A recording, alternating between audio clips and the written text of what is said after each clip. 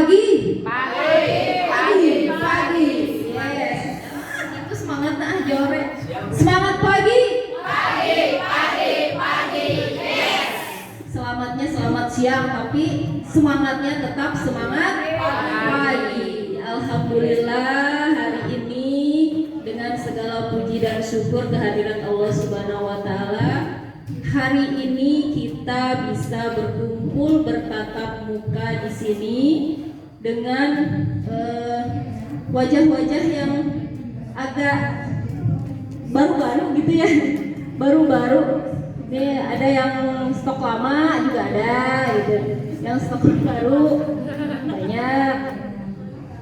Alhamdulillah hari ini kita bisa bertatap muka di sini dalam keadaan sehat walafiat. Ya, saya tak lupa sholawat serta salam kepada junjungan kita Nabi Muhammad SAW, kepada keluarganya, sahabatnya dan juga kita sebagai umatnya. Baik Bapak dan Ibu, kali ini saya diberi tugas untuk menyampaikan materi yang kedua. Kebetulan Bapak dan Ibu saya sekalian mengerjakan tugas gitu. Jadi mohon maaf jika ada yang mau video gitu ya. Ini sekalian mengerjakan tugas saya gitu, untuk desiminasi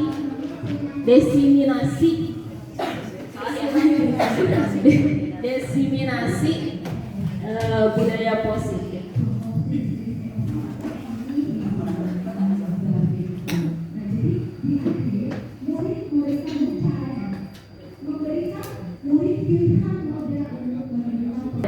Diseminasi budaya positif. Budaya positif ini ada pada modul 1.4 di dalam pendidikan calon guru penggerak. Nah, jadi ini hanya apa ya? Di dalam modul tersebut ada tugas yang mengharuskan saya berbagi pemahaman mengenai budaya positif yang dapat diterapkan di sekolah yang mengacu pada profil pelajar Pancasila. Tapi sebelumnya Bapak dan Ibu, saya mohon maaf, saya bukan untuk berdiri di depan ini bukan orang yang merasa paling tahu gitu ya. Tapi ini hanya berbagi saja ya Bu ya. Berbagi pengalaman, berbagi pemahaman apa yang sudah saya pelajari di CGP. Mudah-mudahan Bapak dan Ibu segera lolos juga ikutan CGP ya. Sudah daftar Bapak dan Ibu untuk angkatan 10? Segera daftar ya. Karena di dalam CGP itu banyak sekali ilmu yang bisa kita dapatkan. Bahwa ada beberapa kebiasaan kita yang biasa kita lakukan ternyata di CGP ulah tidak boleh dilakukan. Dan ada yang misunderstanding dari pemahaman kita selama ini. Ternyata di dalam CGP kita diberi pemahaman yang lain dan sangat berbeda dengan kebiasaan-kebiasaan kita. Nah, selamat datang Bapak Ibu guru hebat. Mari kita belajar bersama, berkolaborasi, saling mendukung demi mewujudkan disiplin positif di sekolah kita tercinta. Ya.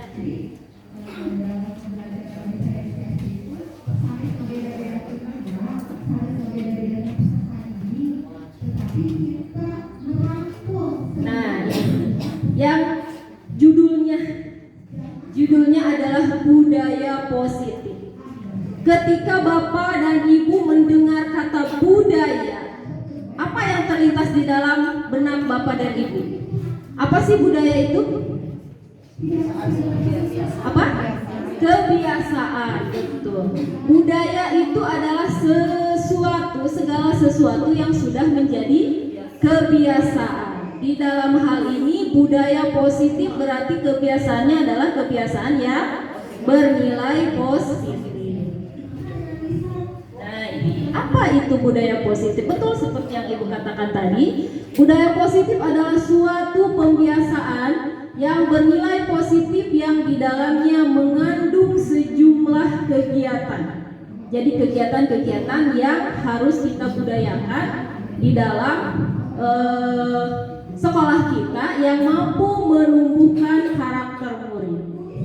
Karakter seperti apa yang kita harapkan pada murid-murid kita? Karakter yang mengacu pada profil pelajar Pancasila. Nah, ini sesuai dengan kurikulum Merdeka bahwa profil pelajar Pancasila itu adalah tujuan karakter yang diharapkan. 1. Beriman bertakwa kepada Tuhan Yang Maha Esa dan berakhlak mulia. Sudah hafalkan ya? Sudah hafal dan sudah sering mendengar.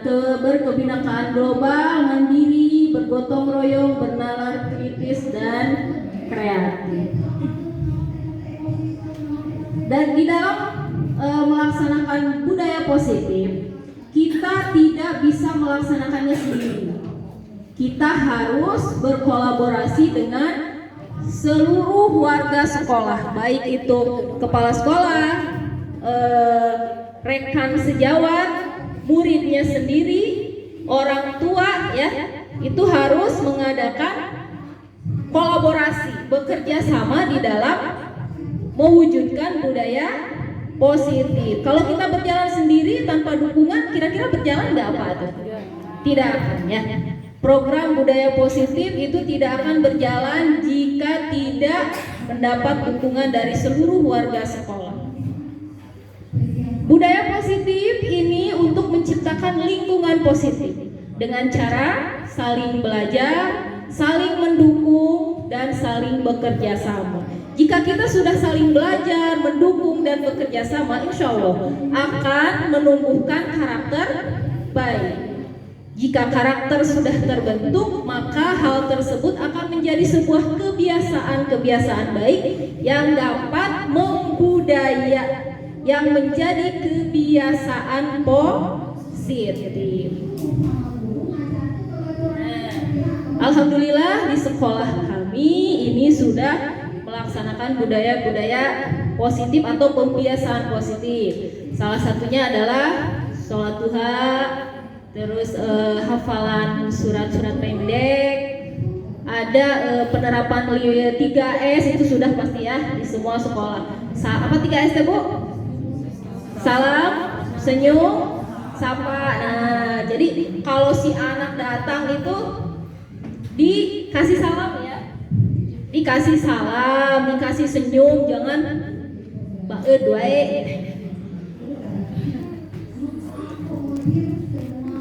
Jangan baet wae ya, diberikan senyuman yang manis, ya termanis gitu kan ya. Lalu pembiasaan baris dulu sebelum masuk ya, itu juga pembiasaan budaya positif. Kira-kira Bapak dan Ibu ada selain yang ini pembiasaan apa lagi biasanya yang suka dilakukan di sekolah Bapak dan Ibu? Biasanya kalau kami suka perkalian Ibu narasumber. Perkalian sebelum masuk. Nah, itu juga merupakan pembiasaan positif ya. Jadi sebelum masuk ditalar heula gitu ya. Ya, yang tidak masuk diapain? Yang tidak hafal diapain, Bu? Oh, mundur lagi. Untuk tahun besok maksudnya gitu. Oh, iya. Oke, di sini ada pertanyaan pemantik. Bapak Ibu setujukah atau tidak setuju nih jika hukuman itu dapat mendisiplinkan anak? Setuju nggak Bapak dan Ibu? Setuju nggak bahwa hukuman teh cenah bisa mendisiplinkan anak? Setuju nggak? Tidak. Tidak apa setuju? Tidak setuju apa setuju? Tidak setuju. Pemberian hukuman dengan hal positif seperti membaca atau membersihkan halaman sekolah dapat meningkatkan disiplin anak. Nah, setuju. Misalnya anak nggak nulis gitu ya? Anak nggak nulis disuruh bersihin WC gitu? Ya, setuju? Setuju nggak? Tidak, kalau sesuai dengan itu aja hukumannya Sesuai dengan? tidak diberikan hukuman yang berat gitu. Oh, apa yang ringan itu apa? Kira-kira nyapu atau baca. Oh, nyapu, baca gitu ya. Kalau SMA terlalu berat. Oh, berat. Ya, jadi kalau misalnya tidak nulis, kita suruh baca gitu ya. 2 halaman gitu. Oh, enggak. Rungkan tetap. Ya. Terus memberi penghargaan dapat meningkatkan motivasi belajar anak katanya. Betul, setuju? Jadi kalau misalnya ayo cepet nulisnya nanti ibu kasih permen gitu. Setuju? Oke. Nanti jawaban Bapak dan Ibu kita bungkus ya. Kita bungkus, kita ada di materi berikutnya kita gali ya. Nah, ruang lingkup budaya positif itu yang pertama, perubahan paradigma belajar. Yang kedua, disiplin positif. Ketiga, kebutuhan dasar manusia. Motivasi perilaku manusia. Posisi kontrol restitusi. Keyakinan kelas dan segitiga restitusi. Nah, kalau 7 materi ini kira-kira nyampe jam berapa ya? Ya, nah sampai jam 12 besok gitu ya. Ya. Yang pertama, perubahan paradigma belajar. Apa itu paradigma Bapak dan Ibu? Ya, pola pikir atau pemikiran ya. Pembelajaran dengan paradigma baru. Nah, pembelajaran dengan paradigma baru dirancang berdasarkan prinsip pembelajaran terdiferensiasi. Bapak dan Ibu sudah pernah mendengar apa sih itu terdiferensiasi teh apa? Apa Bu? Ada yang sudah pernah dengar gitu? Dari yang sekolah penggerak mungkin ya. Kalau sekolah penggerak itu sudah nggak aneh gitu dengan namanya diferensiasi, pembelajaran diferensiasi. Apa? Perbedaan. Ada lagi? Pembelajaran sesuai dengan keadaan siswa, betul ya. Pembelajaran terdiferensiasi itu perbedaan atau pembelajaran yang sesuai dengan kebutuhan siswa. Jadi nanti betul tadi dibeda-beda sesuai dengan kebutuhannya, sehingga setiap murid belajar sesuai dengan kebutuhan dari tahapan perkembangan untuk mewujudkan profil pelajar Pancasila. Kembali lagi ke profil pelajar Pancasila, itu tujuannya. Nah, kita punya Bapak pendidikan yang luar biasa ya, dengan segala pemikirannya. Ada yang tidak kenal? Kali aja yang nggak kenal Bu Awa. Kenal Bu Awa? Kapan kenalannya? Ini menurut Ki Hajar Dewantara, pendidikan adalah memberi tuntunan. Ingat ya Bapak dan Ibu, tuntunan, bukan tuntutan. Ya, tuntunan terhadap segala kekuatan kodrat yang dimiliki anak, agar bisa mencapai keselamatan dan kebahagiaan setinggi-tingginya, baik sebagai manusia maupun anggota masyarakat. Jadi kata Ki Hajar Dewantara, anak itu sudah mempunyai kodratnya masing-masing. Ya. Pendidikan itu diibaratkan sebagai petani. Petani harus mampu merawat padi. Cara merawatnya bagaimana? Kita guru itu sebagai petaninya, dan padi adalah siswa atau murid. Nah, jadi kita itu harus mampu merawat padi yang ditanam agar bisa tumbuh dengan baik, dengan cara mengolah tanah dengan baik, memberi pupuk, ya kan? Memberi air, tentunya pupuknya yang tepat, ya. Jangan pupuk sembarangan. Ya. dan petani tidak mampu mengubah padi menjadi jagung atau sebaliknya. Tidak bisa kan ya, kita menanam padi kekeh hoyong kudu jadi jagung gitu, nggak akan bisa ya. Jadi itu artinya pendidik itu hanya mampu menuntun murid, tidak bisa mengubah murid ya. Jadi si pendidik itu hanya menuntun murid dan harus menyesuaikan dengan kodratnya, kodrat alam dan kodrat zaman. Menurut Ki Hajar Dewantara itu anak itu mempunyai kodrat alam dan kodrat zaman. Apa kodrat alamnya Bapak dan Ibu? Nah, lingkungan sekitarnya ya. Kita tidak bisa mengajarkan anak nu di luhur gunung gitu dengan metode yang biasa digunakan di kota metropolitan ya. Jadi kita tetap harus menyesuaikan dengan kodrat alamnya di mana ia tinggal. Tadi kata Pak Roni ada kearifan lokal ya, kearifan lokal. Sesuaikan itu dengan kearifan lokal dan sesuaikan dengan kodrat zamannya. Zaman kita zaman dinosaurus gitu ya Bu, Bapak. Tidak mungkin kita yang dinosaurus diterapkan di game Mobile Legends gitu ya. Nah, generasi X yang mengajar tidak bisa diterapkan di generasi Alpha. Tidak bisa memaksakan. Kita tidak bisa memaksakan otak kita pindah kepada anak. Jadi harus disesuaikan dengan kodrat zamannya. Makanya guru itu dituntut untuk kreatif, inovatif dalam belajar. Pendidik harus menyadari bahwa pendidikan bukan tabula rasa. Apa tabula rasa? Bapak dan Ibu? Tapi memahami bahwa anak didik sudah mempunyai tulisan kodratnya sendiri. Kita hanya mampu untuk menebalkan, mewarnai, dan juga menghapus jika ada yang salah pada dirinya. Jadi pendidikan itu bukan, si anak itu bukan tabula rasa, kata Ki Hajar Dewantara. Jadi tabula rasa itu kertas kosong Bu, kertas kosong yang bisa kita tulis apa aja di dalamnya. Ternyata anak itu bukan tabula rasa, karena anak itu sudah bawa kodratnya masing-masing ya. Jadi mereka itu sudah punya potensi dari lahir, punya kodratnya sendiri.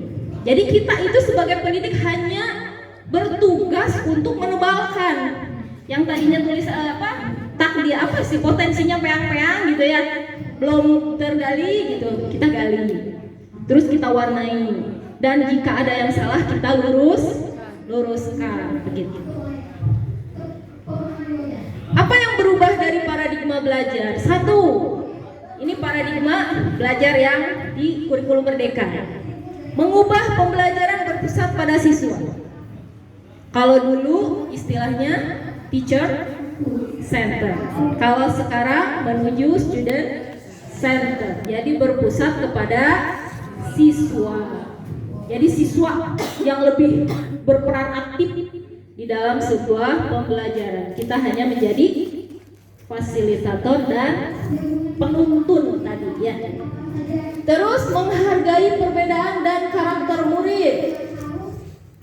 Apapun yang mereka lakukan, perilaku apapun itu adalah sebuah karakter.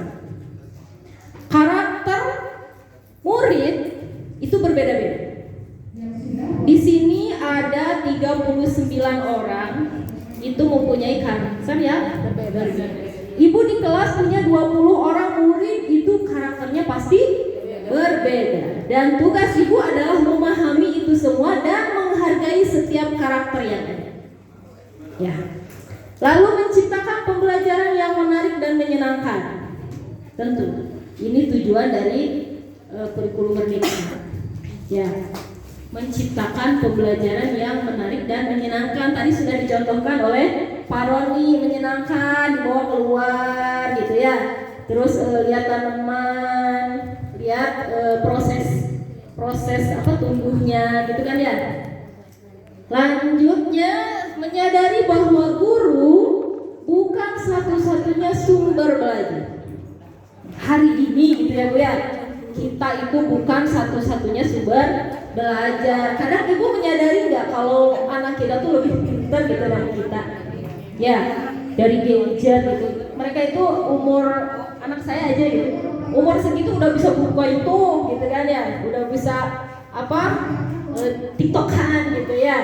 Nah kita sendiri punya akun TikToknya juga punya, ya betul ya.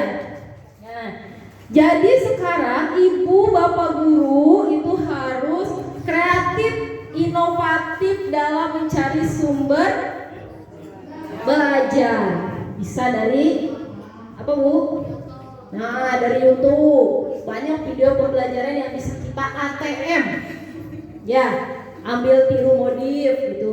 Ulah sama teuing Bu ya. Jadi modifnya nggak kelihatan, ya kreatifnya nggak kelihatan gitu.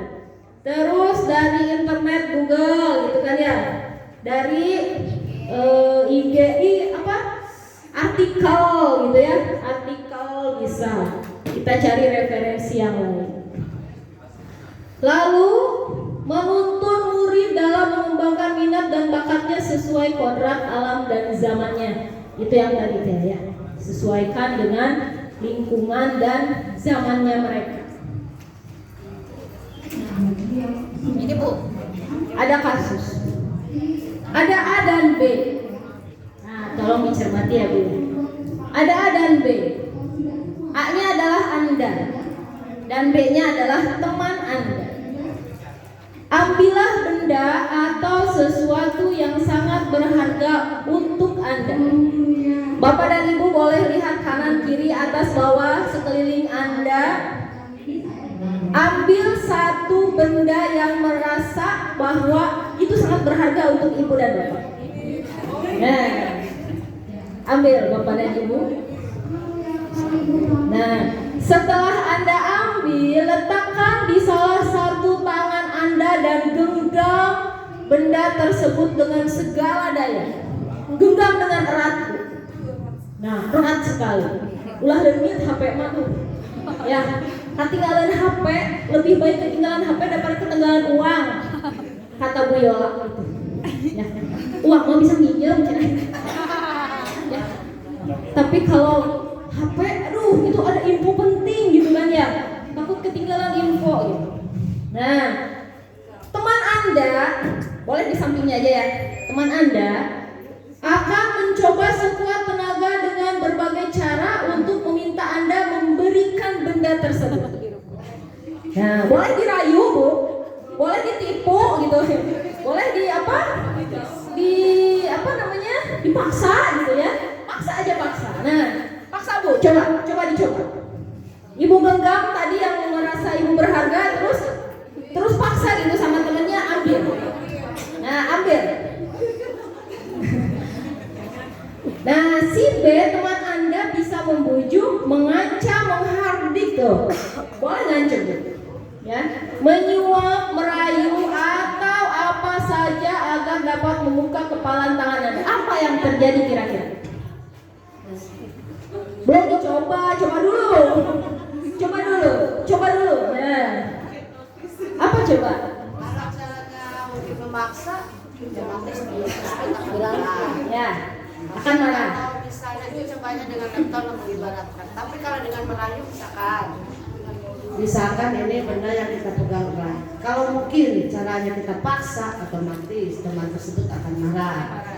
Tapi kalau dengan cara merayu, misalkan halus, handphonenya bagus deh, tipe berapa? Sebetulnya saya tertarik deh, mungkin nanti saya akan coba beli. Tipe berapa sih, kelihatannya kok manis banget? Boleh tidak saya melihat seperti apa sih fiturnya? Insya Allah kemungkinan dengan cara seperti itu teman akan memberikan dengan senang hati. Mungkin seperti itu kira-kira. Kira-kira kalau itu barang berharga, kita dikasih nggak Bu? Kita kasih nggak ke temennya? Dikasih nggak? Cara paksa tidak. Nah, tadi ibu bilang itu kalau kita dirayu itu hanya boleh melihat gitu ya. Tapi tadi pasihkan, ya kan? HP-nya boleh melihat fiturnya. Mungkin si ibu ini mau membeli juga gitu. Tapi nggak mungkin kalau dikasih. Kalau menurut saya juga sayang ya. Saya akan ya, nggak mungkin begitu kecuali di hipnotis, ya kan ya? Kalau di hipnotis mah ada paksa, ya. Oke, tidak dikasih ya kesimpulannya ya. Oke, perubahan paradigma teori kontrol. Kalian bu, jangan salah membaca teori kontrol atau teori pilihan. Ada ilusi kontrol di sini. Ini ada ilusi kita selama ini bu. Pandangan kita selama ini bahwa guru itu bisa mengontrol murid. Betul nggak bu? Kumahaura, jadi kelas mah gitu kan? Ada nggak rasa begitu bu?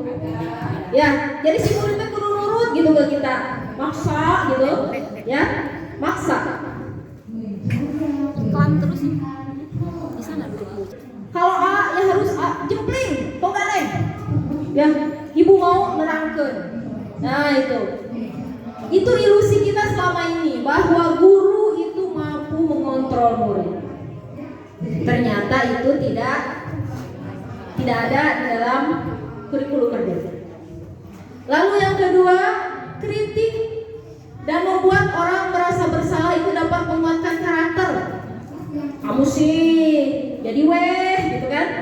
Ya, itu membuat orang merasa bersalah. Kamu sih gara-gara kamu nih jadi weh kia. Nah, kira-kira itu bisa menguatkan karakter nggak Bapak dan Ibu? Nggak ya? Terus kita kritik gitu. Kita kritik apakah bisa menguatkan karakter juga? Tidak ya?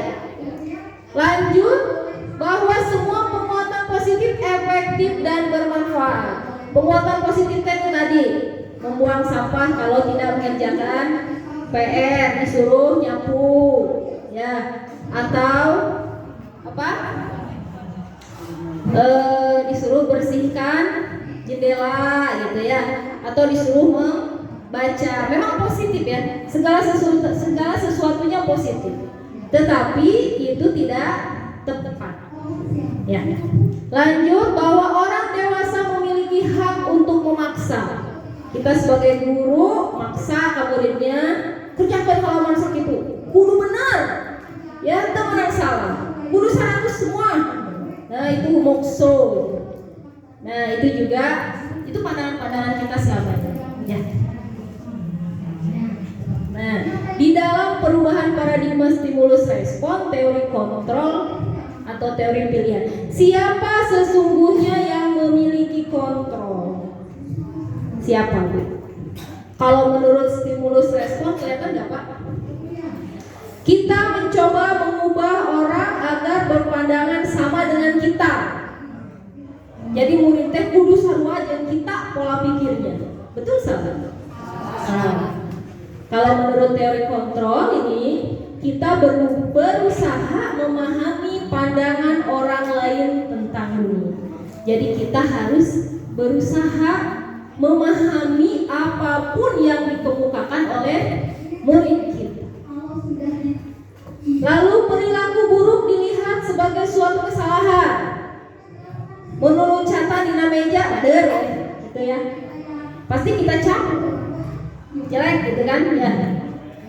Padahal semua perilaku itu mempunyai tujuan. Kunaon ya teh ya? Kenapa dia sampai lari-lari di atas meja? Apa tujuannya? Kita harus tahu itu. Nah itu. Orang lain bisa mengontrol saya. Ternyata hanya diri kita sebetulnya yang bisa mengontrol kita sendiri. Ya. Orang lain tidak bisa mengontrol diri kita sendiri. Hanya kitalah yang mampu menentukan apa dan bagaimana kita. Gitu.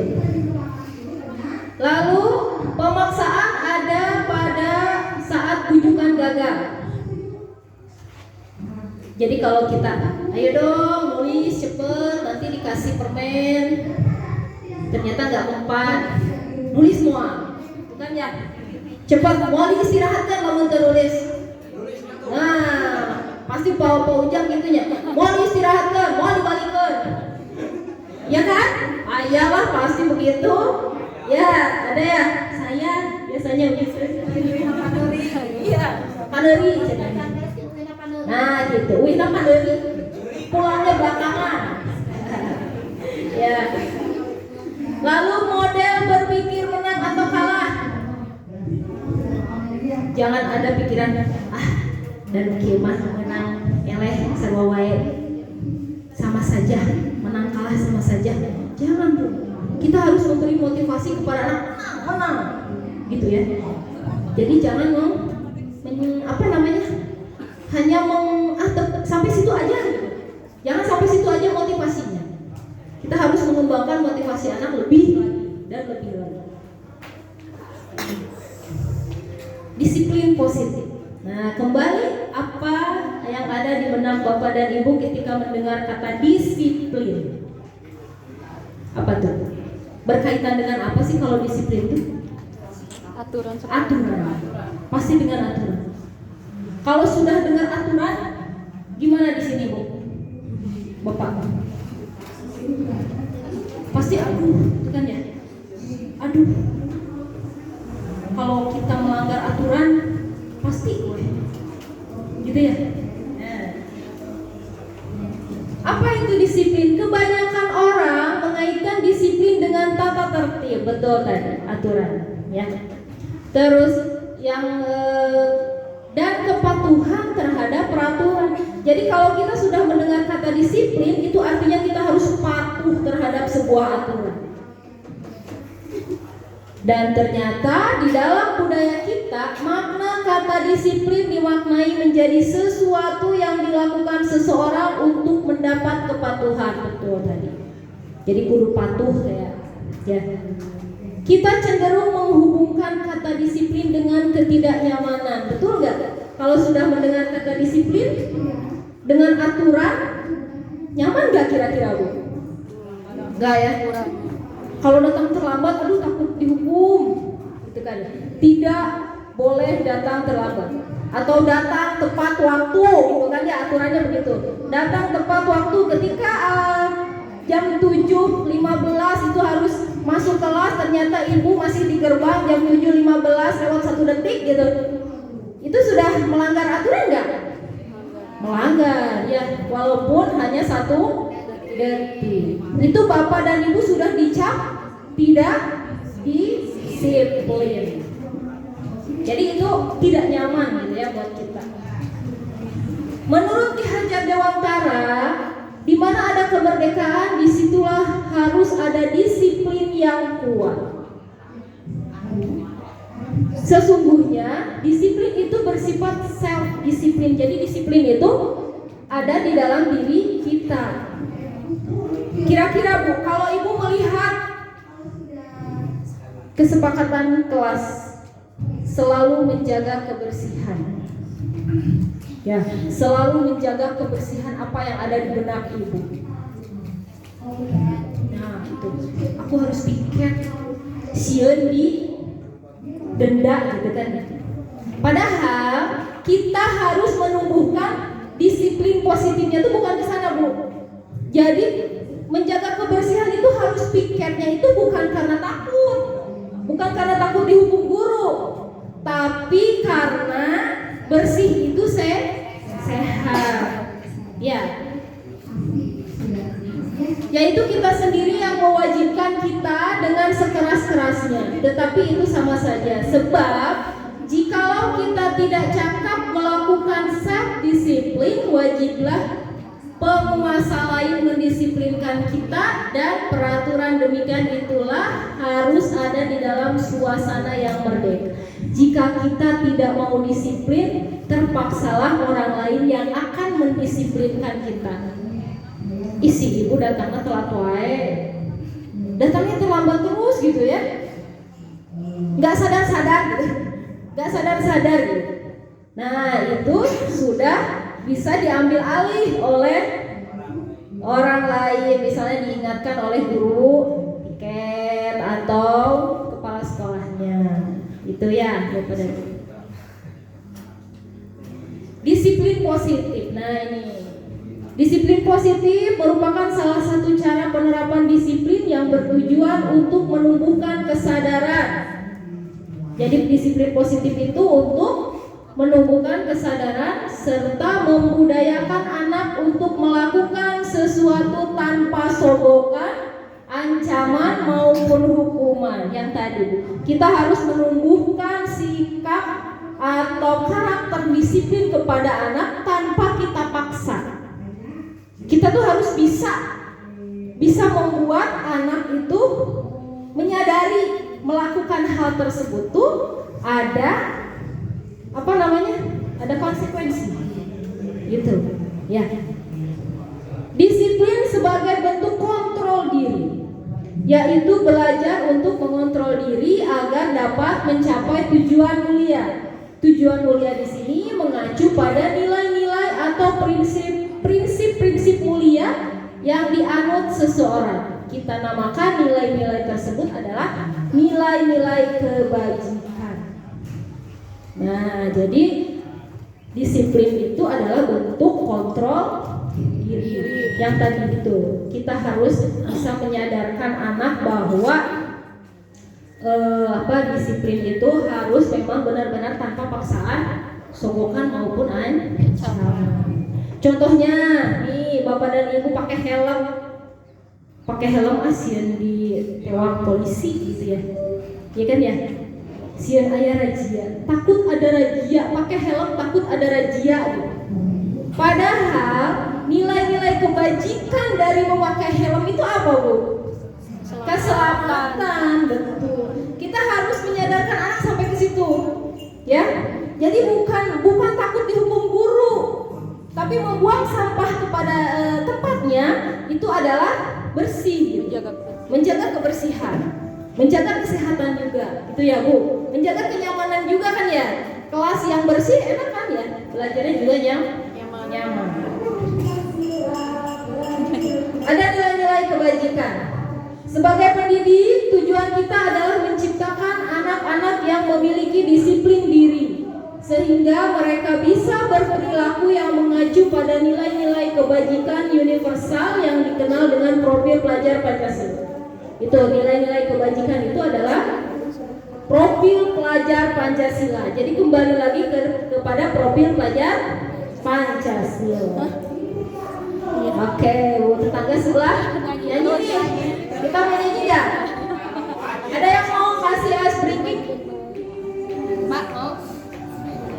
Ada yang mau? Mau? Biasanya ibu enggak. Coba ibu dan bapak cari pasangan, boleh teman sebelahnya. Nah, teman sebelahnya. Terus tangannya seperti mau berjabat tangan. Jauh kan Bu? 10 cm, kira-kira 10 cm. Kita berperan sebagai abu dan abi. Ya. Siapa yang mau berperan abu, siapa yang mau berperan abi, silakan ibu dan bapak tentukan sendiri. Ya, mau yang abu, mau yang abi silakan.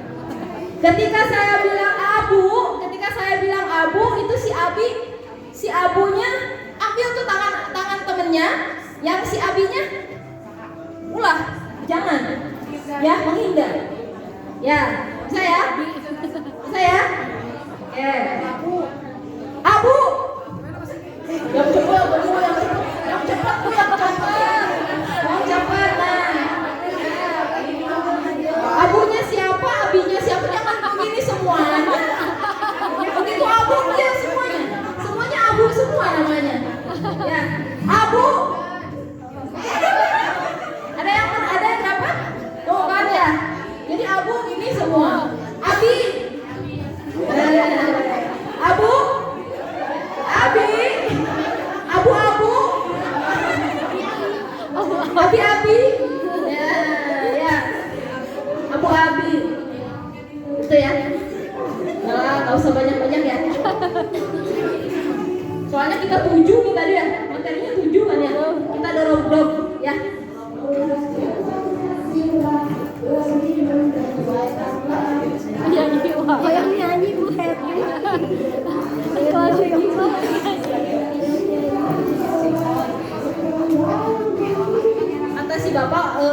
kelihatan nih, wah, yang wah gitu, sama yang matanya merah gitu. Katanya sih, kata bapak nih tempuh konsentrasi dulu, tempuh konsentrasi.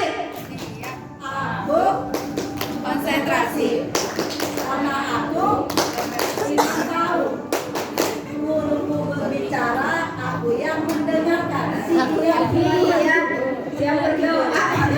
Sini bu, sini bu. Sini bu, belum makan pawon.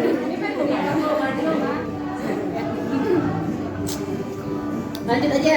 Kebutuhan dasar manusia. Ini ada 5 kebutuhan dasar manusia. Yang pertama adalah bertahan hidup.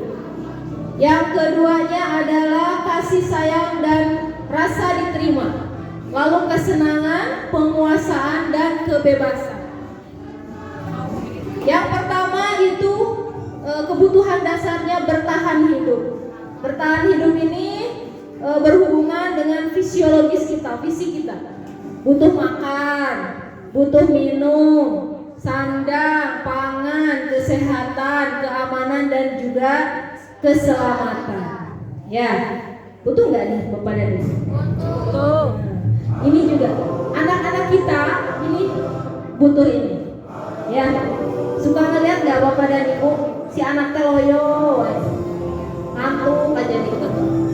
Kenapa sih kamu diem aja gitu kan ya? Kenapa sih? Kenapa sih?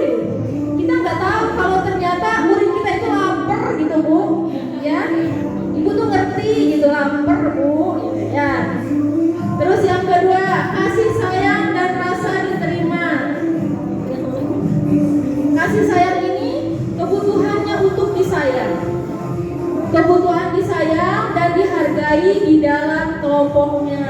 Kadang kalau kelas tinggi itu suka ada kerja kelompok, ada satu teman yang nggak mau gabung sama kelompoknya.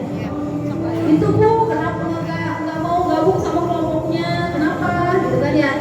Kenapa nggak mau? Karena mereka tidak diterima di dalam kelompok tersebut. Kadang suka geng-gengan gitu ya Bu ya? Ya, suka ada aku pengennya kelompok sama ini gitu kan? Sama ini. Kenapa mereka tidak diterima? Mungkin mereka dianggap si ini mah kurang pintar gitu, atau si ini mah suka nakal gitu ya, atau nggak mau kerja gitu. Itu kebutuhan, itu sebuah kebutuhan yang harus kita hargai, yang harus kita penuhi di dalam kelas kita. Lalu ada kesenangan. Kesenangan ini menciptakan pembelajaran yang menyenangkan. Misalnya materi ini, ayo anak-anak, materi ini mau kita apakan? Mau bagaimana kita mempelajarinya, terserah mereka, sesuai dengan kesenangan mereka. Buatlah mereka senang dengan materi yang kita sampaikan. Jadi mereka tuh tidak terbebani dengan materi-materi kita. Ya. Lalu penguasaan. Penguasaan ini si anak tuh menjadi pemimpin atau menjadi yang terbaik. Ada kan Bu yang merasa jagoan gitu. Di kelas tuh suka ada yang merasa jagoan. Dia merasa menjadi pemimpin. Apa-apa dia. Siapa yang mau? Aku gitu ya. Selalu aku gitu. Aku yang lainnya takut gitu. Takut mendahului. Dan ingin jadi yang terbaik juga. Nah, ke depan dia, kemana-mana dia gitu ya. Itu ada apa namanya?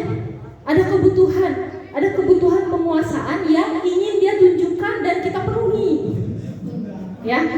Dan itu kita harus mencari bagaimana menyikapinya. Lalu kebebasan. Kebebasan ini kemandirian, mencoba hal-hal baru. Misalnya kalau di kelas 1 itu apa ya? Di kelas 1 pembelajaran yang berkelompok itu apa biasanya? Apa mengelompokkan hewan misalnya? Mengelompokkan hewan bertelur atau beranak gitu ya. Itu kerja kelompok. Misalnya ini ada apa? Ada banyak, ibu punya banyak hewan. Nih. Nah, hewan-hewan kalau cacing berkembang biaknya apa ya, Bu? Oh, bertelur ya? Bertelur ya? Udah pernah lihat soalnya peternakan cacing. Nah, misalnya ibu punya ini hewan. Kira-kira ini mau diapakan nih si hewan nih? Kita belajarnya gimana ya? anak-anak. Sesuaikan aja dengan apa yang mereka mau.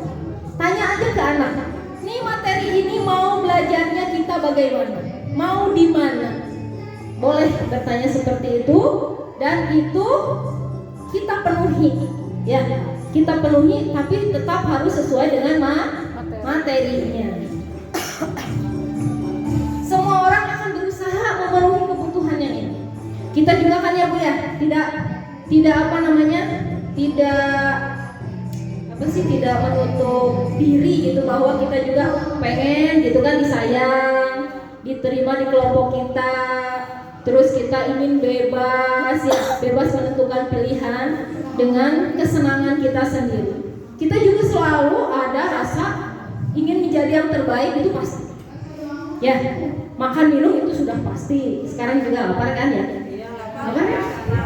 Tunggu ya, tunggu waktunya. Itu ya. Nah, jika di kelas ada anak yang sedikit nyeleneh atau kalau kata kita nakal gitu ya, dia memperlihatkan sebuah tindakan yang di luar keinginan kita gitu. Itu artinya dia ada kebutuhan dasarnya yang tidak terpenuhi. Suka ada nggak Bu? Murid yang caper gitu ke kita? Nah, curhat gitu ya. Terus ngedeketin atau dia bikin ulah. Nah, itu artinya itu kebutuhannya dia tuh tidak terpenuhi. Mungkin dia kurang perhatian dari kita. Makanya dia bikin ulah supaya kita deketin gitu ya. Atau yang merasa jagoan tuh itu juga sama, sebetulnya ada hasrat yang tidak terpenuhi dari kita. Itu ya Bapak dan Ibu. Makanya kita untuk memenuhi hal tersebut mereka melakukan pelanggaran tadi. Ya, melakukan di luar keyakinan kelas yang sudah disepakati. Bagaimana cara kita memperbaiki hal tersebut? Yang pertama, mengidentifikasi kebutuhan yang mendorong perilaku anak. Kita identifikasi, kenapa sih mereka melakukan itu? Kenapa sih sampai segitunya gitu? Kunaon sih tadi gitu ya. Kadang suka lengkap ya Bu ya. Anak yang suka bikin ulah itu suka lengkap, nulis nggak mau gitu ya. Belet iya gitu kan ya. Suka paket lengkap gitu ya. Nah itu harus kita identifikasi kenapa dia melakukan hal tersebut. Lalu setelah diidentifikasi dan kita tahu kenapa, maka kita carikan solusinya yang tepat. Nih ada itu. Bu Ari, ada Bu Ari di sini? Nggak ada. Bu Ari adalah guru kelas 1 SD. SD mana ya? Mana aja deh.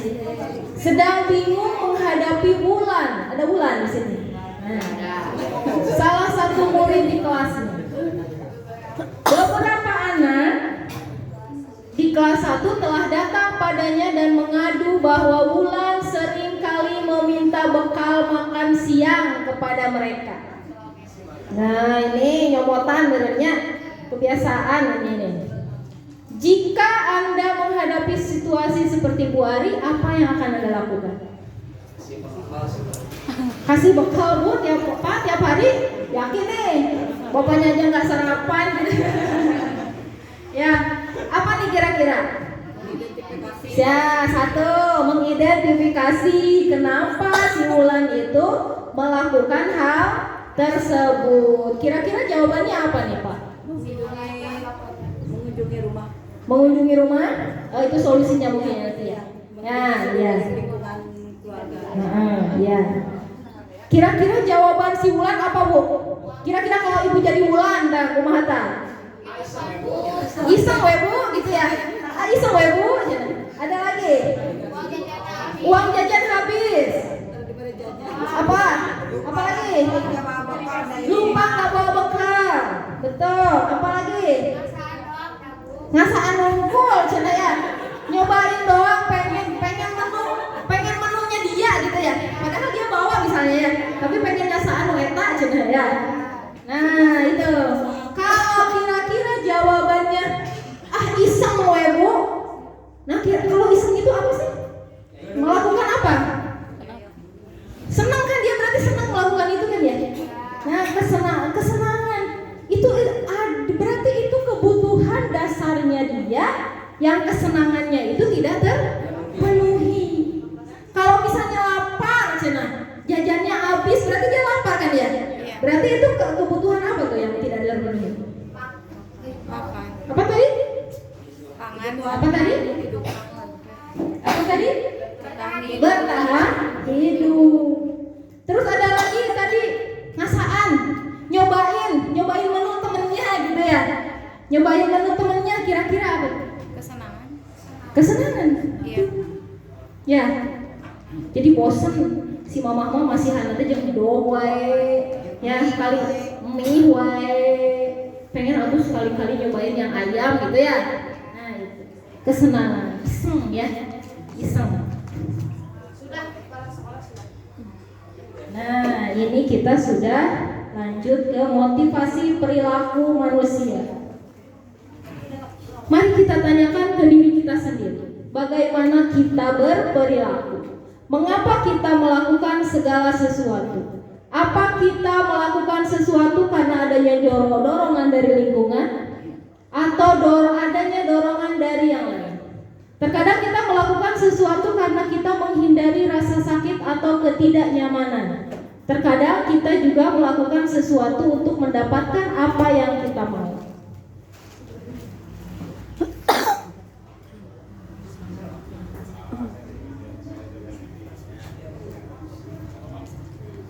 Ada konsep disiplin dengan identitas gagal.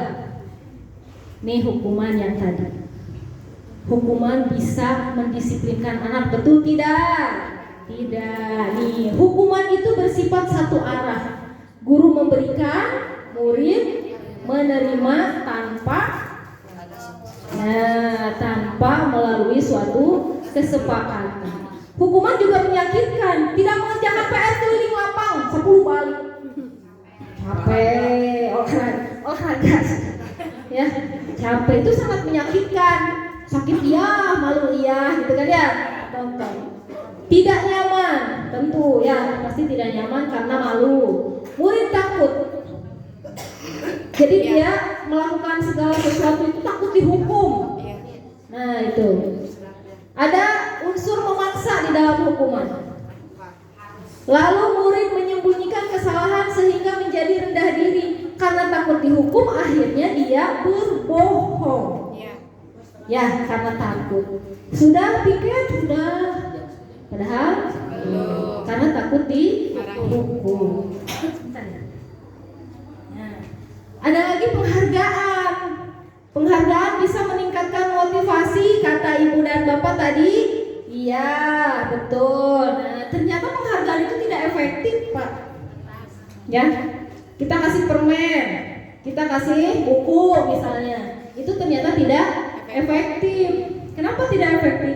Mungkin saja dia, si anak itu melakukan itu karena pengen sesuatu. Nah, kalau misalnya tidak dikasih sesuatu, males nah nggak mau. Jadi tidak efektif. Ya, kudu di kuliah. Nah itu. Ya, nona be happy. Terus merusak hubungan. Kalau kita memberikan hadiah kepada satu orang siswa, yang lain iri. Ya, iri. Itu akan merusak sebuah hubungan. Akhirnya mereka marah-marahan gitu kan ya. Terus mengurangi ketepatan. Kalau ada hadiahnya cepet, kalau nggak ada hadiahnya ntar aja deh, kerjain tugasnya. Tuh, ya. Terus menurunkan kualitas juga. Kalau ada hadiahnya, benar-benar gitu. Kalau tidak ada hadiahnya, asal ngumpulkeun we. Nah itu ya. Terus mematikan kreativitas. Ini kasihan teman yang lain. karena yang diberi hadiahnya yang ini jadi males udah aja selesai kreativitasnya, tidak berkembang gitu. Ya. Terus menghukum bagi yang tidak mendapatkan. Aku tidak dapat ranking, malu. Ya, itu sangat menghukum. Gak dapat ranking, akhirnya malu, gitu ya, Bapak dan Ibu. Jadi ternyata hukuman tentu sangat tidak boleh. Penghargaan juga ternyata tidak efektif.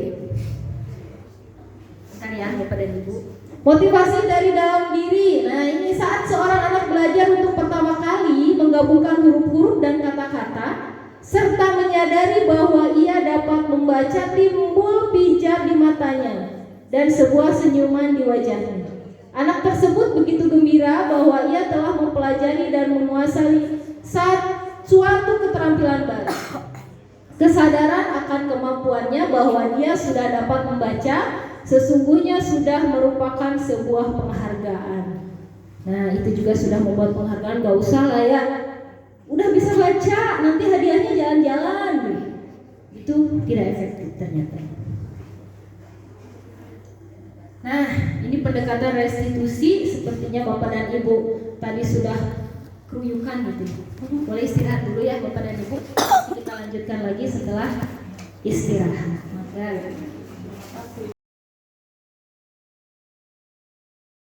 Assalamualaikum warahmatullahi wabarakatuh. Kita lanjut yang tadi kita sudah membahas mengenai permasalahan-permasalahan yang ada di kelas kita ya. Sekarang kita akan mencari solusinya dengan pendekatan restitusi. Apakah Bapak dan Ibu sudah pernah mendengar istilah restitusi? Ya, ini restitusi adalah proses menciptakan kondisi bagi murid untuk memperbaiki kesalahan mereka sehingga mereka bisa kembali pada kelompok mereka dengan karakter yang lebih kuat. Jadi yang tadi ketika ada anak yang lari-lari di kelas ketika belajar, kita identifikasi kenapa mereka melakukan hal tersebut dan kita lakukan pendekatan restitusi. Ya. Apa ciri-ciri restitusi? 1. Restitusi dilakukan bukan menebus kesalahan, namun belajar dari kesalahan. Jadi siswa itu bukan untuk menebus salahnya dia, tetapi dia harus bisa belajar dari kesalahannya dia. Lalu restitusi adalah merupakan tawaran, bukan merupakan paksaan. Kalau misalnya kamu buang sampah sembarangan atau kamu nyobekin bukunya teman gitu ya, apa yang akan kamu lakukan? Nah itu apa yang akan kamu lakukan? Lalu menuntut untuk melihat ke dalam diri kita ketika mereka melakukan kesalahan tersebut. Apa yang akan mereka lakukan? Kita lanjut ke dalam dirinya. Menurut kamu kalau nyobekin buku teman itu salah nggak? Itu perbuatan bagus nggak? Tidak. Nah itu ya. Lalu mencari kebutuhan dasar. Nah tadi setelah diidentifikasi kita tahu bahwa ada salah satu kebutuhan dasarnya dia yang tidak terpenuhi. Lalu fokus pada karakter yang ingin dibentuk, bukan tindakan. Ya, jadi nanti ke karakternya, lebih fokus ke dalam pembentukan karakternya, bukan ke dalam tindakannya kita. Ya, apapun tindakannya kita itu bukan bagian dari restitusi. Fokus pada solusi, untuk fokus pada solusi. Ada disiplin yang tadi itu disiplin dengan identitas gagal ya, yang pakai hukuman, penghargaan itu identitas gagal. Sekarang apa yang menjadi kategori identitas sukses? Nah ini satu konsekuensi. Jadi setiap tindakan yang mereka lakukan itu ada konsekuensinya, bukan ada hukumannya. Jadi konsekuensinya itu harus nyambung gitu. Ketika mereka membuang sampah sembarangan, ambil buang ke tempat sampah. Ya, jadi bukan nggak ngerjain PR keliling lapangan. Apa hubungannya gitu kan ya? Nggak ada hubungannya. Ya. Terus misalnya tidak mengerjakan PR, ya berarti mengerjakan soal gitu. Kenapa harus konsekuensi? Karena konsekuensi itu terencana dan sudah disepakati. Ada keyakinan kelas yang akan dibuat. Nanti kalau misalnya tidak menjadi PR harus baca ini ya, gitu ya. Itu sudah disepakati. Jadi bukan hukuman, konsekuensinya sudah disepakati dan sudah disetujui oleh murid dan guru ya. Bahkan itu harus ada tanda tangannya. Lalu penguatan bertahan dalam jangka pendek. Konsekuensi itu bisa dilakukan ketika dalam jangka pendek. Perlu monitoring juga, selalu dimonitoring oleh kita. Terus berkelanjutan, stimulus respon, murid mematuhi peraturan. Jadi kalau sudah hafal, sudah ngerti konsekuensinya, insya Allah murid juga akan mematuhi segala peraturan. Murid kehilangan waktu merenungi kesalahan. Nah ini masih bersifat netral. Ada disiplin dengan identitas sukses lainnya yaitu restitusi namanya. Ini adalah positif, di situ bukan netral tapi positif. Murid bertanggung jawab untuk perilakunya. Fokus pada pemecahan masalah jangka panjang. Jadi pemecahan masalahnya itu harus nerap sampai seumur hidup, gitu ya. Jadi kalau ngambil pensil temennya itu nggak baik, gitu ya, itu tuh harus nerap gitu sampai seumur hidup bahwa ngambil pensil itu nggak baik, gitu. Ya. Terus murid menghormati dirinya dan orang lain, itu yang utama. Jadi harus bisa menghormati dirinya dan orang lain. Ada teori kontrol, dirinya memegang kontrol, dia yang mengendalikan dirinya sendiri. Murid bersemangat untuk memperbaiki kesalahan. Coba menurut ibu, ini hukuman atau konsekuensi?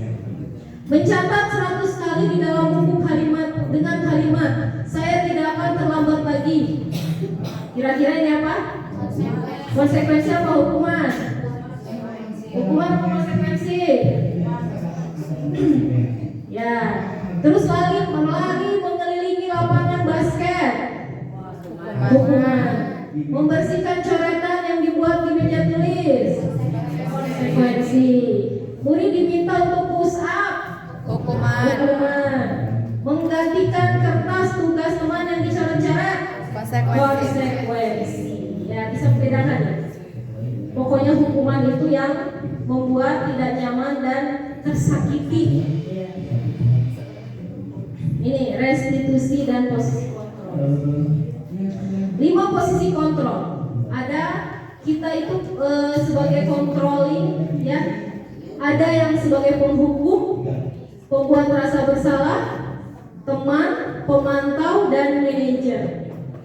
Kira-kira selama ini Bapak dan Ibu ada di posisi kontrol yang keberapa? Ada di posisi kontrol yang keberapa? Ya?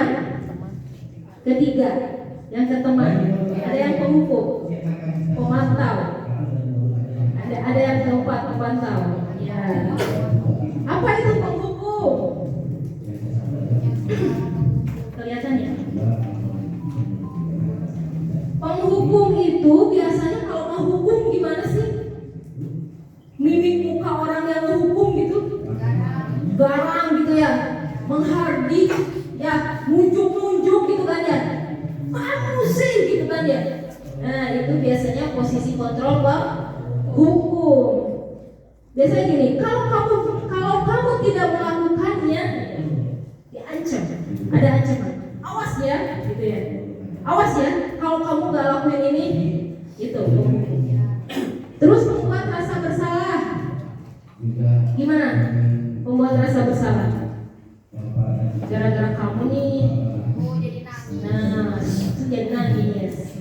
gara-gara kamu kita jadi pulang terlambat ya, bikin orang minder gitu ya, merasa bersalah.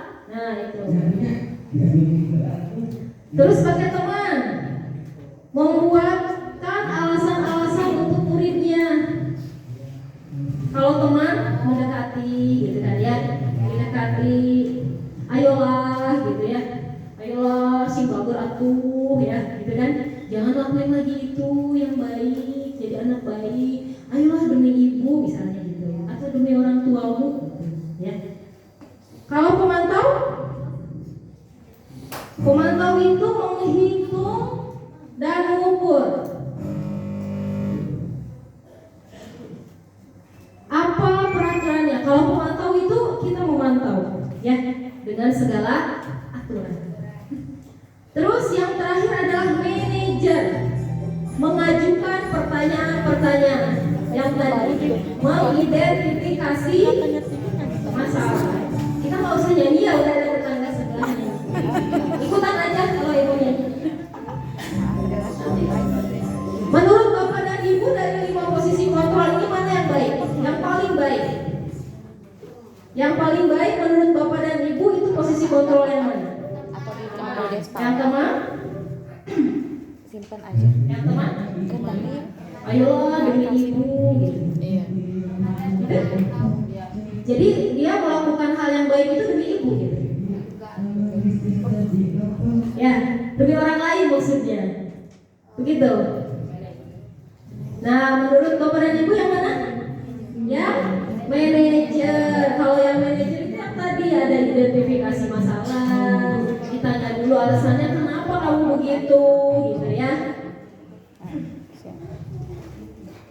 Nih, ada pemecahan masalah restitusi itu dengan segitiga restitusi.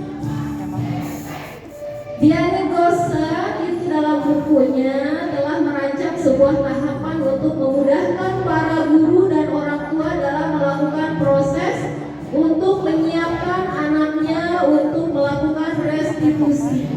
Bernama segitiga restitusi. Ada 3 tahapan dalam segitiga tersebut. Yang pertama, menstabilkan identitas. Nah, dalam teori kontrolnya kita semua akan melakukan hal terbaik yang bisa kita lakukan. Identifikasi identitas. Ditanya, kenapa kamu melakukan ini? Oh begini. Oh iya. Kalau ibu ada di posisi kamu, pasti ibu juga pernah. Ya. Lalu validasi tindakan yang salah. Semua perilaku mempunyai alasan. Kamu melakukan itu pasti punya alasannya. Apa? Terus meyakinkan, menanyakan keyakinan. Nah, ini segitiganya. Pertama, menstabilkan identitas. Setiap orang pasti pernah melakukan kesalahan. Kamu bukan satu-satunya orang yang pernah melakukan kesalahan ini. Ibu juga pernah dulu, misalnya gitu, ya. Nah, terus kita validasi tindakan yang salah. Kamu tentu punya alasan kenapa kamu melakukan hal ini.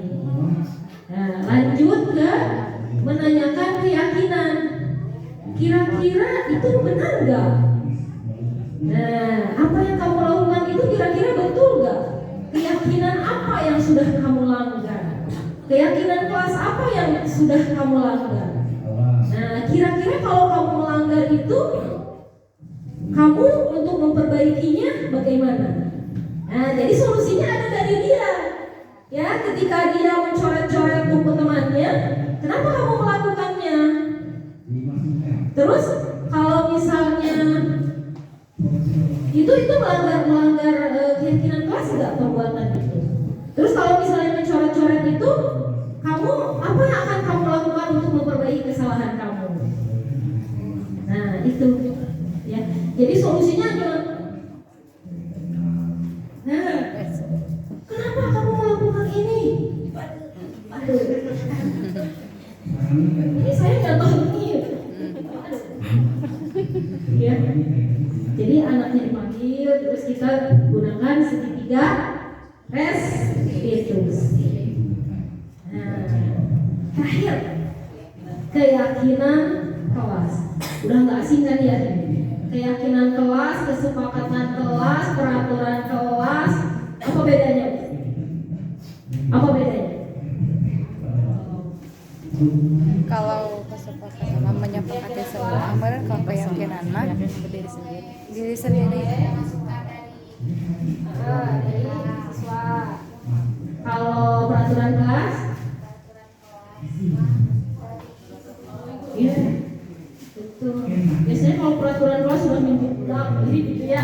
Peraturan tata tertib kelas 5, peraturan kelas 5 gitu ya. Dilarang buang sampah sembarangan, dilarang datang terlambat. Pasti dilarang. Ya, kesannya tuh sadis gitu ya. Sadis sebarang dilarang segala ulah gitu kan. Ya, tapi kalau keyakinan kelas itu sudah disepakati dengan murid, dan keyakinan kelas itu maunya murid. So, sepakat kelas kita nih apa nih yang mau kita buat di kelas?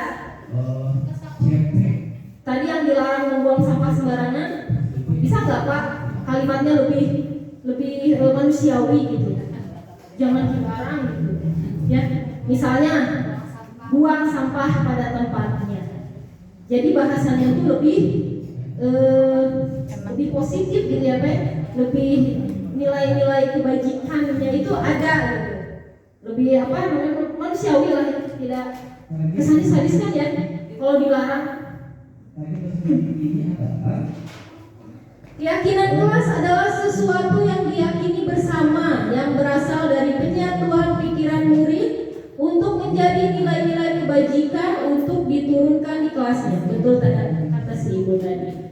Keyakinan kelas merupakan salah satu disiplin positif yang bisa diterapkan dalam membangun budaya positif di sekolah. Nah, dari peraturan kelas, selama ini kita punya peraturan kelas. Ya, marilah kita ubah menjadi keyakinan kelas. Jadi bahasanya dilarang datang terlambat. Berarti kalau misalnya di dalam keyakinan kelas bisa dibuat apa Bu bahasanya yang lebih enak. Nah, datang tepat waktu gitu ya. Gitu. Kalau misalnya jangan berisik ketika belajar. Kenapa Bu?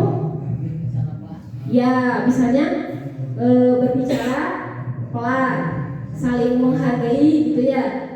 Terus berbicara sopan. Nah, tidak boleh berkata kasar. Nah, kalau misalnya itu bisa berbicara sopan atau belajar dengan tertib, tenang gitu. Jadi bahasanya lebih enak gitu. Kalau sudah keyakinan kelas bisa kita ciptakan, maka lingkungan yang positif itu akan terbentuk. Kalau sudah lingkungannya positif, maka kebiasaannya akan positif juga sehingga menjadi budaya positif. Bagaimana cara pembentukan keyakinan kelas? Keyakinan kelas bersifat lebih abstrak daripada peraturan yang lebih rinci dan konkret. Nah, keyakinan kelas berupa pernyataan universal. Ini pernyataan universal itu yang nilai-nilai kebajikan tadi. Kalau misalnya menjaga membuang sampah ke tempatnya, nilai-nilai kebajikannya kira-kira apa? Menjaga kebersihan. Kalau misalnya apa? Datang tepat waktu, disiplin. Nilai-nilai kebajikannya adalah disiplin, saling tolong menolong, peduli misalnya, kepedulian. Terus belajar dengan tertib, saling menghargai. Terus berbicara sopan. Harus pokoknya di dalam keyakinan kelas itu harus mengandung nilai-nilai kebajikan, ya, mengandung nilai-nilai kebajikan. Lalu pernyataan keyakinan kelas senantiasa dibuat dalam bentuk positif yang tadi, kebajikan, nilai-nilai kebajikan itu. Keyakinan kelas hendaknya tidak terlalu banyak. Nah,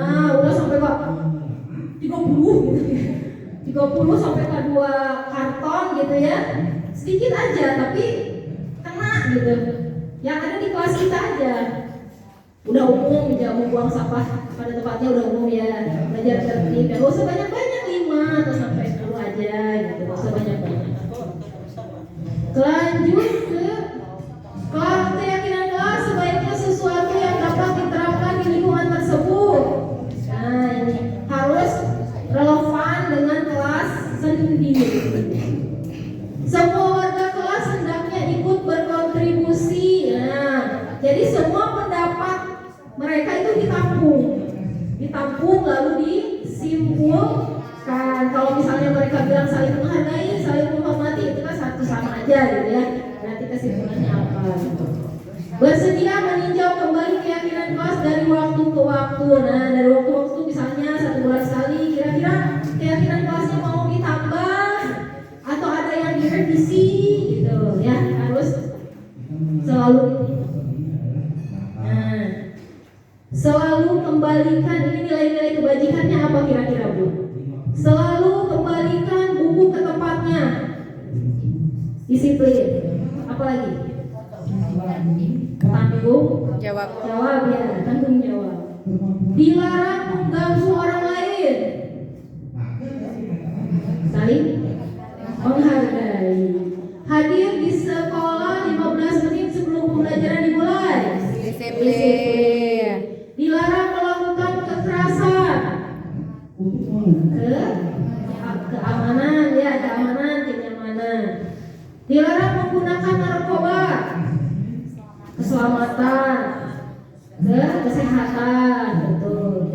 Bergantian atau menunggu giliran. Saling menghargai. Terus gunakan masker. Kesehatan. Jangan berlari di kelas atau koridor. Keselamatan, ketertiban. Ya. Jadi harus mengandung nilai-nilai kebajikan. Prosedur pembentukannya yaitu 1. Mempersilahkan murid-murid di kelas untuk bercurah pendapat.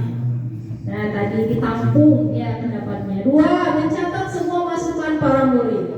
Susunlah keyakinan kelas sesuai prosedur pembentukan kelas. Gantilah kalimat dalam bentuk negatif menjadi positif. Yang tadi dilarang itu diganti ya. Terus tinjau kembali daftar curah pendapatnya secara bersama-sama, ditinjau ulang, dikaji ulang sebelum ditetapkan. Setelah keyakinan kelas dibuat, maka semua warga kelas dipersilahkan meninjau ulang dan menyetujui serta menandatangani. Ya. Lalu keyakinan kelas selanjutnya bisa dilekatkan di dinding di tempat yang mudah dilihat oleh semua warga sekolah. Nah, kesepakatan kelasnya sudah jadi. Dan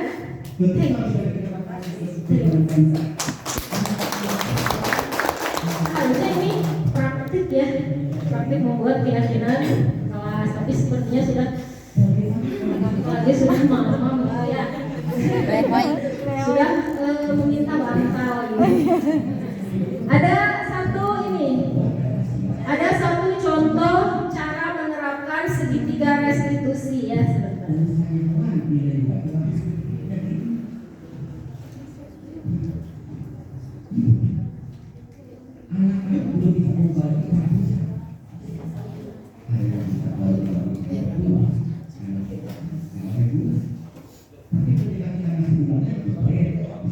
Siang Sarah. Siang Pak. Sudah lama nggak ketemu Sarah? Kenapa hari ini ada di sini? Kesel Pak, kesel banget. Masa aku dikatain tukang fitnah Pak? Ya aku marah lah. Aku balik ngatain Eka di depan kelas. Kesel banget. Oh begitu. Ya pasti kamu marah dan kesal. Bapak juga akan marah apabila ada yang menuduh Bapak seperti itu. Kemudian pada saat itu kamu mau melakukan apa? Ya saya langsung ngatain Eka lah Pak. Kesel banget. Saya bentak-bentak dia depan teman-teman lain. Oh begitu. Pasti kamu melakukan seperti itu karena suatu alasan tertentu bukan? Iyalah, masa saya diam saja Pak? Ya saya bela diri lah. Masa saya dituduh tukang fitnah? Ya wajar lah. Mempertahankan harga diri itu sesuatu yang penting buat kamu. Untung kamu tidak bertindak lebih gegabah lagi, hanya membentak-bentak. Iya Pak. Untung saya masih bersabar dan hanya membentak saja. Sudah gemes padahal, saya pasti bela diri lah. Ya pasti ya. Tapi kamu memilih untuk tetap bertahan dan bersabar. Kamu memilih untuk tidak berbuat lebih parah lagi, bukan? Iya. Nah, sekarang coba kita lihat lagi tindakan kamu yang bentak-bentak Eka di kelas. Tindakan kamu itu kira-kira sesuai dengan keyakinan kelas atau prinsip kamu tidak? Enggak lah Pak, capek Pak jadi pemarah. Jadi keyakinan atau prinsip mana yang kurang sesuai dengan keinginan kamu? Ya, saya sebenarnya sangat menghargai orang lain.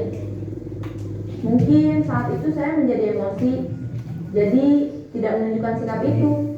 Kamu meyakini tidak? Menghargai orang lain itu penting buat kamu. Yakinlah Pak. Iya, setuju.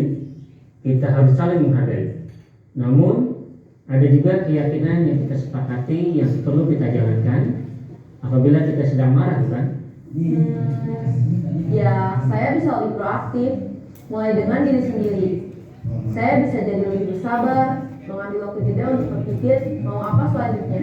Kira-kira kamu bersedia memperbaiki masalah ini tidak? Bersedia Pak. Kalau kamu memperbaiki masalah ini, kamu akan menjadi orang seperti apa? Saya akan menjadi orang yang bertanggung jawab kali ya Pak. Dan senantiasa proaktif. Iya, menurut kamu bagaimana rasanya menjadi orang seperti itu? Ya nyaman lah, bangga bisa bersabar dan menahan diri. Baiklah kalau begitu. Yuk kita pikirkan bagaimana memperbaiki masalah ini.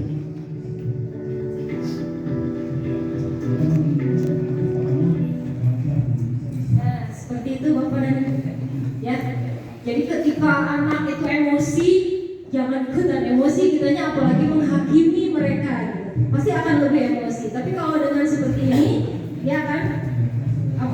Menurun emosinya, menurun dan bersedia memperbaiki diri. Ya, Bapak dan Ibu, terima kasih atas waktunya. Mohon maaf atas segala kekurangan. Terima kasih. Wassalamualaikum warahmatullahi wabarakatuh.